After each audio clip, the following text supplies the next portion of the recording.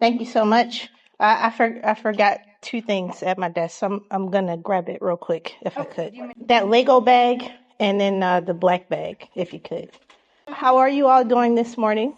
Thank you. So a little bit about myself. I'm a United States Navy veteran. Go Navy. I'm the spouse of a Navy corpsman, Fleet Marine Force. He did 8 years in the Navy and served in 2-8. I'm the mother of 2 children. That's 22 years old and on the autism spectrum, and the other one that is not neurodivergent. She is, I think they call it typical, still learning language.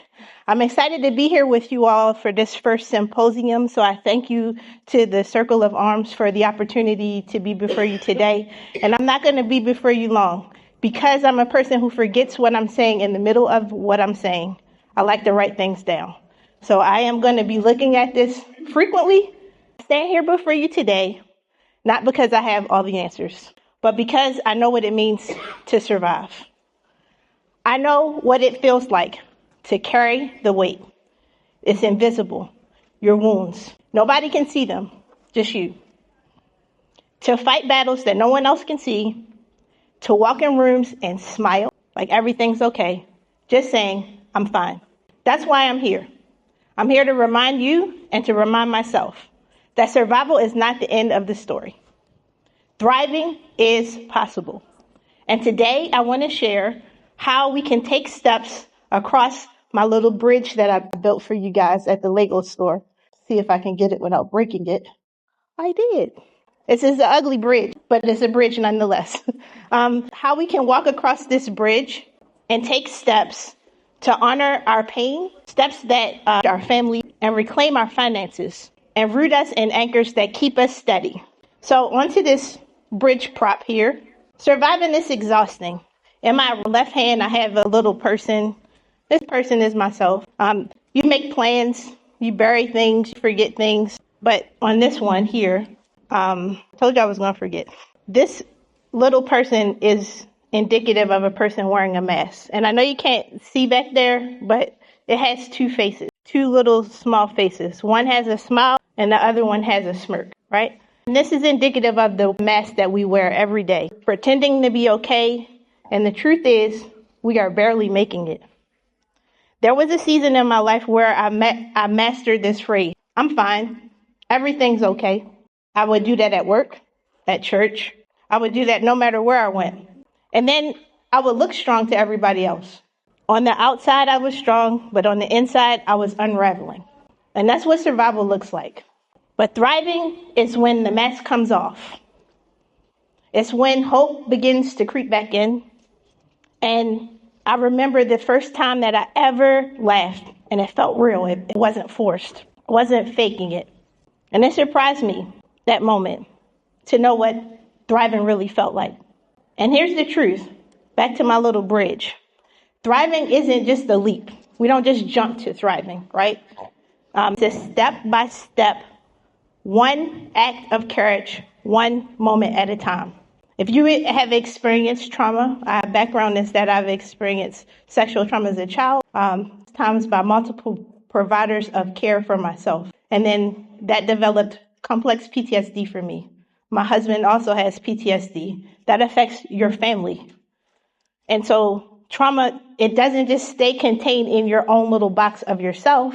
It ripples into your family. And I remember nights at the dinner table where it was silence. Nobody knew what it was. Nobody wanted to talk about what it was. We couldn't find a name for it, but we felt it. And silence was trauma speaking to me. And my family absorbed that trauma. And then one day my child asked me, the one who's on the spectrum, "Are you okay?" That question had stopped me cold. See, he didn't have language for PTSD or trauma, but he knew what it felt like when I was cold. He knew what it felt like when I was sharp and didn't want to answer questions. That's when I realized that trauma doesn't just live in me.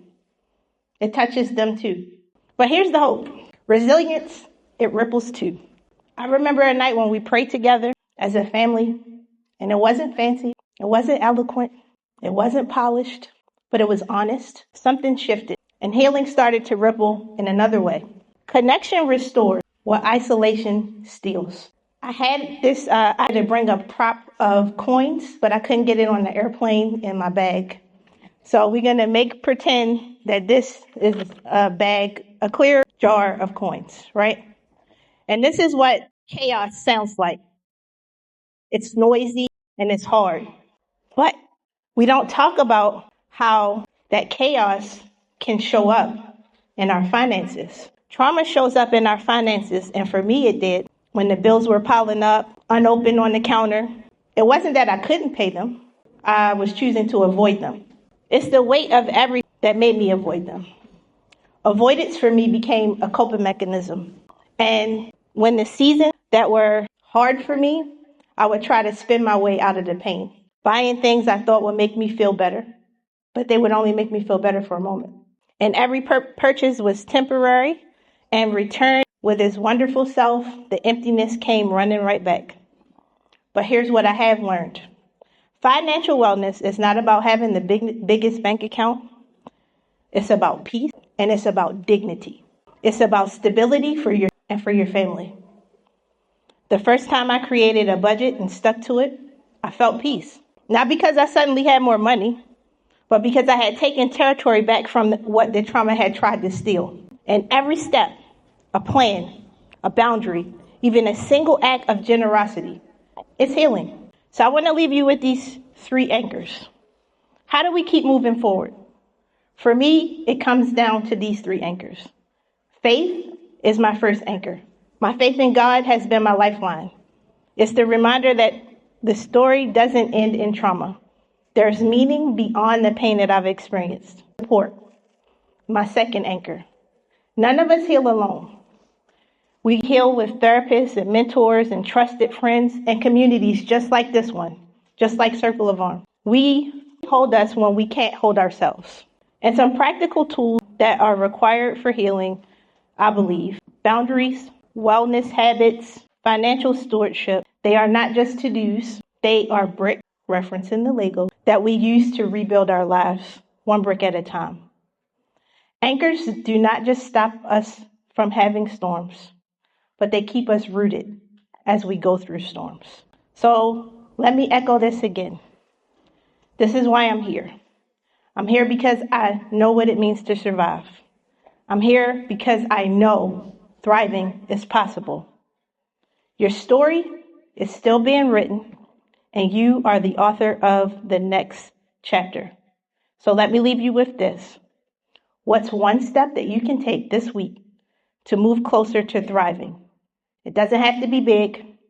It could be one conversation, one prayer, one decision that you have to face that you've been avoiding, because you've already proven you have courage because you're here. And that alone is evidence that thriving is possible. Thank you so much, You are Jasmine. welcome. Awesome. Let's give her another round of applause.